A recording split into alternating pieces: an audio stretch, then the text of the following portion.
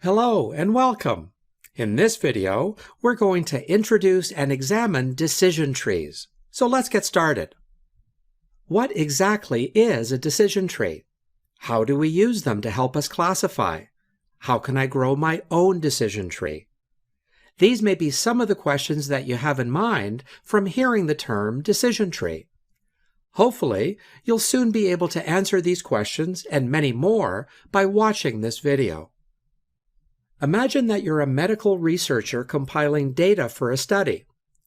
You've already collected data about a set of patients, all of whom suffered from the same illness. During their course of treatment, each patient responded to one of two medications. We'll call them drug A and drug B. Part of your job is to build a model to find out which drug might be appropriate for a future patient with the same illness.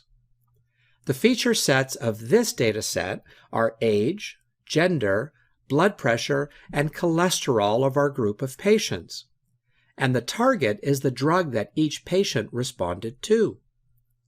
It is a sample of binary classifiers, and you can use the training part of the data set to build a decision tree, and then use it to predict the class of an unknown patient. In essence, to come up with a decision on which drug to prescribe to a new patient. Let's see how a decision tree is built for this data set. Decision trees are built by splitting the training set into distinct nodes, where one node contains all of, or most of, one category of the data.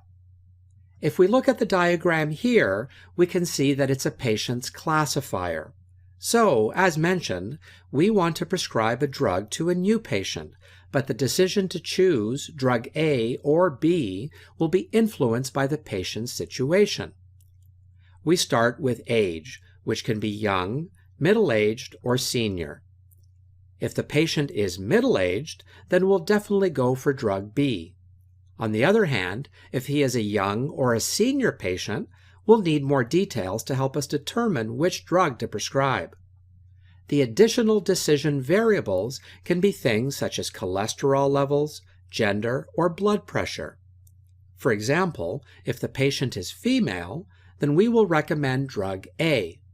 But if the patient is male, then we'll go for drug B. As you can see, decision trees are about testing an attribute and branching the cases based on the result of the test. Each internal node corresponds to a test, and each branch corresponds to a result of the test, and each leaf node assigns a patient to a class. Now the question is, how can we build such a decision tree?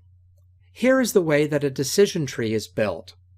A decision tree can be constructed by considering the attributes one by one. First, choose an attribute from our data set. Calculate the significance of the attribute in the splitting of the data. In the next video, we will explain how to calculate the significance of an attribute to see if it's an effective attribute or not.